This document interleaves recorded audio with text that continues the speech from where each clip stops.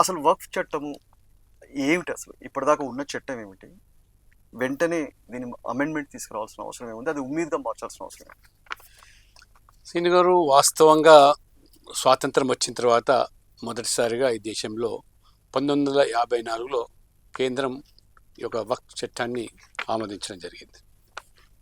కాలక్రమేణా 95లో ఈ వక్ఫ్ చట్టంలో అనేకమైన మార్పులు తీసుకొచ్చి అదనపు అధికారాలు కల్పించి దానిని మరి ఆ రోజున్నటువంటి కాంగ్రెస్ ప్రభుత్వం ముస్లింల ఓట్ల కోసం ఆ రకంగా ఈ సంతుష్టికరణ విధానంలో భాగంగా ఆ రకంగా ముస్లింల ప్రాపకం కోసం చేసిన ప్రయత్నం అంతటితో ఆగకుండా 2013లో ఉన్నటువంటి ఆ కోర్లన్నీ కూడా పీకేసేసి ఆ వక్ఫ్ మరియు ట్రిబ్యునల్ అవుతుందో ఆ రెండింటి కూడా న్యాయపరమైనటువంటి అధికారులు పూర్తిగా వాటికి కల్పించి మరి ఆ రకంగా ఒక పరాకాష్ఠగా ముస్లిమ్స్లో బుజ్జగింపు చర్యల్లో కాంగ్రెస్ చేపట్టిన దానికి ఇది ఒక పరాకాష్ఠ. అంటే ఇప్పుడు కాంగ్రెస్ నాయకులు రాహుల్ గాంధీ సైతం కూడా ఉదయం లేస్తే రాజ్యాంగాన్ని చేతుల్లో పట్టుకొని తిరిగేటువంటి నాయకుడు.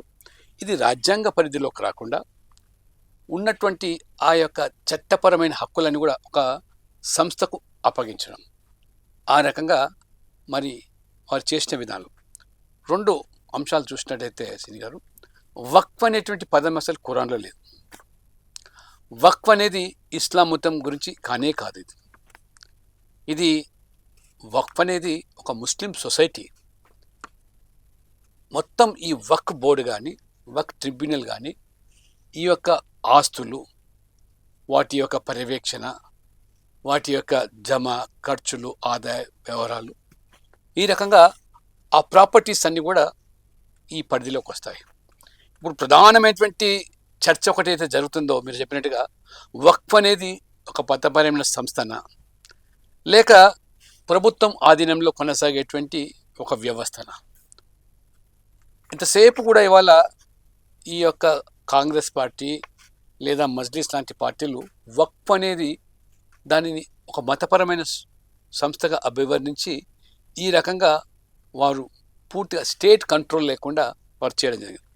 ఈ చర్చ అనేది ఇవాళ కాదు, యాక్చువల్గా 12వ శతాబ్దం నుంచి ఈ చర్చ జరుగుతూ ఉన్నది. ఈజిప్ట్లో ఒక ముస్లిం వంశీకులు ఏదైతే మామ్లుక్ వంశస్థులు ఆ యొక్క మరి ఆ దేశాన్ని స్టేట్ కంట్రోల్లో ఆ వక్ఫ్ బోర్డు ద్వారా కొనసాగిస్తున్న సందర్భంలో అక్కడ ఉన్నటువంటి కొంతమంది ముస్లిం పెద్దలు లేదా దాన్ని పూర్తిగా అభ్యంతరం వ్యక్తం చేసి ఆ రకంగా కొనసాగుతున్న చర్చ ఎప్పుడైతే ఈ టర్కిష్ ముస్లిం ఒట్టమాన్ అనే వంశీయులు ఈజిప్ట్ని స్వాధీనం చేసుకున్నారో వెంటనే వారు ఖచ్చితంగా ఈ వక్ఫ్ అనేది రాష్ట్ర ప్రభుత్వం పరిధిలోకి వస్తుందని చాలా స్పష్టంగా చెప్పడం. ఇది ఒక ఈజిప్టే కాదు, ఇస్లామిక్ దేశాలు ఇవాళ ఈజిప్ట్ కానీ, టర్కీ కానీ, సౌదీ అరేబియా కానీ, Kuwait, Jordan, Oman, Indonesia, Malaysia, Lebanon, అన్ని దేశాల్లో ఈ వక్ఫ్ అనేది ఆ ప్రభుత్వ ఆధీనంలో ప్రభుత్వ పరిధిలో కొనసాగేటువంటి ఈ యొక్క సంస్థలు.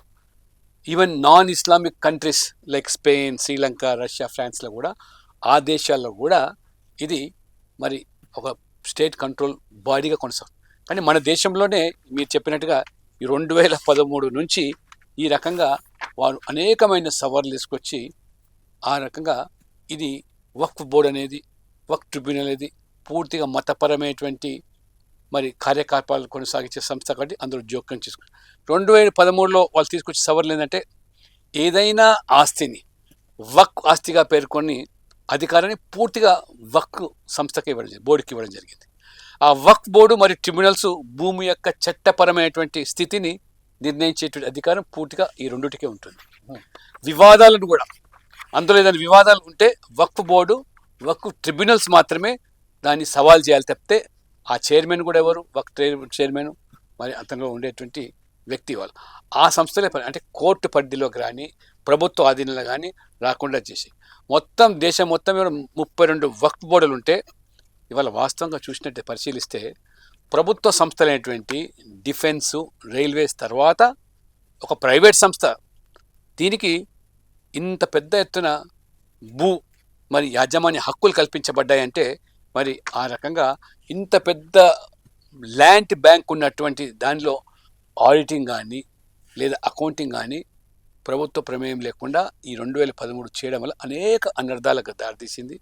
ఆ రకంగా అందులో ఉండేటువంటి వక్ఫ్ బోర్డు పెద్దలు ఏ రకంగా వాస్తవంగా పేద ముస్లింలకు దాని ద్వారా వచ్చే ఆదాయాన్ని వాళ్ళ యొక్క విద్య కోసం కానీ ఆరోగ్యం కోసం కానీ వారి అభ్యున్నతి కోసం ఖర్చు పెట్టకుండా ఇవాళ దేశం మొత్తం మీద కూడా ఇన్ని లక్షల ఎకరాలు మరి వక్ఫ్ ఆస్తులు ఉంటే వారి ఆదాయం ఏటా 166 కోట్లని సచార్ కమిటీ 2006లో వారు సూచించారు. సచార్ కమిటీ ఎవరు? కాంగ్రెస్ ప్రభుత్వం వేసిన కమిటీ, యూపీఏ. తీరా చూస్తే అందులో ఏం సూచించాడంటే ఇదే కనుక పగడ్బందీగా మేనేజ్ చేసి ఆదాయ వనరులు పెంచుకునే అవకాశం ఉన్నది. ఆ 2006లోనే కనీసం 12,000 కోట్లు వచ్చే అవకాశం ఉంది చూపించారు. 160 కోట్లు ఎక్కడ, 12,000 కోట్లు ఎక్కడ? అంటే దాదాపు 45 వేలపై ఆస్తులు ఉంటే ఆదాయం 160. తీరా మొన్న 2025కి వచ్చేసరికి 9,94,000 మాత్రమే. మిగతా ఆదాయం ఎక్కడ పోతుంది? ఎవరు కాజేస్తారు? ఓ చిన్న ఉదాహరణ, మొన్న ఢిల్లీలో నేను పార్లమెంట్లో ప్రస్తావించినప్పుడు కూడా విన్సర్ మ్యానర్ హోటల్ అని ఈ వక్ఫ్ సంబంధించినటువంటి స్థలాన్ని లీజ్కి ఇస్తే 600 కోట్ల ప్రాజెక్టు, 5 స్టార్ హోటలు. దాంట్లో మరి ఎంత ఆదాయం ఉందో మీరు వక్ఫ్కి వచ్చేది ఎంత? 12,000 రూపాయలు మాత్రమే రెంట్ నెలకి. మిగతా సొమ్ము ఎక్కడ పోతుంది? ఇది లెక్కలు అడగకూడదు. అంటే ఈ రకంగా ఆ మత పెద్దల ముసుగులో లేదా కొంతమంది బడా రాజకీయ నాయకుల కబంధ హస్తాల్లో ఈ రకంగా ఆ ఆస్తులను చిక్కుకుపోయి వాస్తవంగా అసలు వక్ఫ్ అనేది ఎవరైనా పేదవాడి అభ్యున్నతి కోసం ముస్లిమ్స్ వారికి ఉన్నటువంటి ఆస్తిని దానం చేస్తే, ఆ దేవుడి పేరు మీద దానం చేస్తే అది కేవలం పేద ముస్లింల కోసం ఖర్చు పెట్టాలి. దానిని ఈ రకంగా వీళ్ళు మొత్తం దానం చేసేవాడి భూమి నిజంగా వారికి హక్కులు ఉన్నాయి, అది చూసి దానం చేయాలి. వాళ్ళు ప్రభుత్వ భూములు కూడా వక్ఫ్ అంటున్నారు.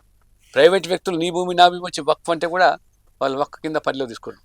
వాస్తవంగా ఇలా 3 అంశాలు అయితే బాగా మార్పులు వచ్చాయో ఈ ప్రభుత్వం వచ్చిందంటే, ఒకటి సెక్షన్ 40 ఈ ముస్లిం వక్ఫ్ యాక్ట్ 1995లో తీసుకొచ్చారు.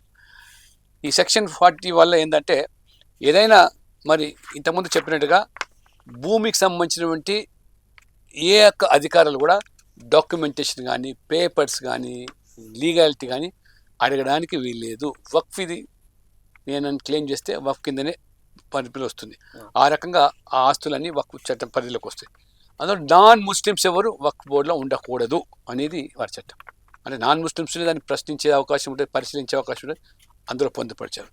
వక్ఫ్ బై యూజర్స్, ఈ 3 అంశాలే ప్రధానంగా చర్చకు వస్తాయి. ఇంతకుముందు మొదటి అంశం ఏమో డాక్యుమెంటేషన్ లేదు, పేపర్ లేదు, అది వక్ఫ్ ఆస్తి. 2 నాన్ ముస్లిమ్స్ లేకుండా చేయడం అనేది కూడా నేను అడుగుతున్నాను. ఇవాళ మనం సెక్యులర్ దేశం అంటాం, లౌకికవాదం అంటాం. వక్ఫ్ బోర్డు అనేది వాస్తవంగా అది మతపరమైనటువంటి సంస్థ కానప్పుడు రాష్ట్ర పరిధిలో ప్రభుత్వ పరిధిలోకి వచ్చినప్పుడు సెక్యులర్ విధానాలకు లోబడి ఉండాలి తప్పితే ఇది మతపరమైనటువంటి సంస్థగా చిత్రీకరించి అందులో ఇతర మతస్థులు ఉండకూడదు అనేది ఎంతవరకు భావ్యం? మొన్న ఈ మధ్యలో ఓవైసీ గారు కొంతమంది దాన్ని పోలుస్తున్నారు. తిరుపతి దేవస్థానంలో, తిరుమలలో హిందూవేతరులు ఉండకూడదు అన్నప్పుడు మరి ఎందుకు వక్ఫ్ బోర్డులో ఉండకూడదు అంటారు. నేను అదే ప్రస్తుతంగా చెప్పాను మొన్న పార్లమెంట్లో. వక్ఫ్ బోర్డు వేరు, తిరుపతి వేరు. తిరుపతిని మీరు మస్జిద్తో పోల్చండి. మీరు మక్కా మస్జిద్లో ముస్లిమేతరులను అందులో పొందుపరిచే చట్టం వస్తే తప్పు పట్టండి. కానీ ఇవాళ వక్ఫ్ బోర్డు అనేది ఇవాళ పోలిస్తే ఇండోమెంట్స్ లాంటిది. ఇండోమెంట్స్ ఎవరి పరిధిలోకి ఉంటుంది? స్టేట్ గవర్నమెంట్ పరిధిలోకి ఉంటుంది. నియామకాలు కానీ, పనితీరు కానీ, శాలరీస్ కానీ, దాని ఆడిటింగ్ కానీ పూర్తి హక్కు ప్రభుత్వం మీద ఉంటుంది. కాబట్టి మీరు దీన్ని ఒక మతపరమైన సంస్థగా చిత్రీకరించే ప్రయత్నం చేస్తున్నారో అది తప్పు. తిరుమల తిరుపతి దేవస్థానం ఒక పుణ్యక్షేత్రం, హిందువులకు సంబంధించిన ఆరాధ్యమైన టెంపుల్ మాత్రం. మీరు మసీదులో ఆ రకంగా మసీదులో హిందువుల జోక్యమో ముస్లిమేతల జోక్యం అంటే తప్పు పట్టదు. కానీ వక్ఫ్ బోర్డులో ఉండకూడదు. సో నేనేమంటున్నాను, వక్ఫ్ అనేదాన్ని కేవలం ఒక ఆస్తిగా చూస్తున్నారా, అంటే ఒక ల్యాండ్ బ్యాంక్ గా చూస్తున్నారా? భారతీయ జనతా పార్టీ ఎట్లా చూస్తున్నారు? భారతీయ జనతా పార్టీ కాదు, యాక్చువల్ వక్ఫ్ అనేదే దాని నిర్వచనమే ఇది. ఎవరైతే ముస్లింలు దానం చేసినటువంటి ఆస్తులు ఉన్నాయో దాన్ని కంట్రోల్ చేసే బాడీ వక్ఫ్ బోర్డు.